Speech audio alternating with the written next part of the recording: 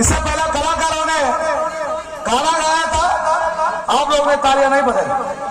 बाबा साहब अम्बेडकर ने बोले गाना की ताकत कितना होती है, 3 घंटा भाषण से ज्यादा भी ताकतवर 3 मिनट की गाना होती है। वो बात कुछ बाबा साहब अम्बेडकर ने बोला, आप लोग भूल गए इसकी बात क्यों? ये सारे कलाकार बाबा साहब से लेकर इतने महापुरुषों का सम्मान किया था, आप लोग ने थप्पड़ नहीं मारी, सॉरी तालियां नहीं मारी। हम सब మనం చప్పట్లు కొట్టకపోతే ఈ చేతులు ఉండేందుకు నాకు అర్థం కాదు. అందుకే ఎప్పుడు ఒక పాట పాడుతుంటా, మేమెందుకు కొడతాము చప్పట్లు, మేము నిండాగా పోకుంటాం దుప్పట్లు.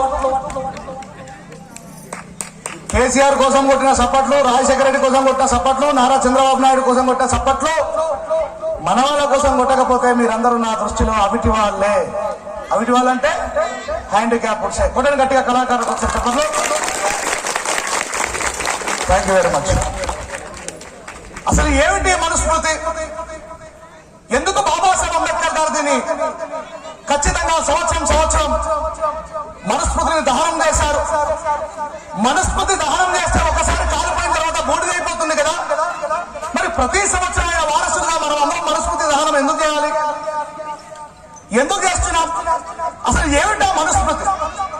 చాలా మంది భారత రాజ్యాంగం గురించి చెప్తారు, మనుస్మృతి అంటే అదేదో గ్రంథం అనుకుంటారు. భారత రాజ్యాంగం బాబాసాహెబ్ అంబేద్కర్ గారు రాసిన రాజ్యాంగాని కంటే ముందున్నటువంటి రాజ్యాంగమే ఈ దేశంలో మనుస్మృతి. రాజ్యాంగం కంటే ముందున్న రాజ్యాంగమే మనుస్మృతి. మరి ఏముంటది మనుస్మృతిలో? ఎందుకు దహనం చేయమన్నాడు బాబాసాహెబ్ అంబేద్కర్ గారు? తెలుసుకుందామా?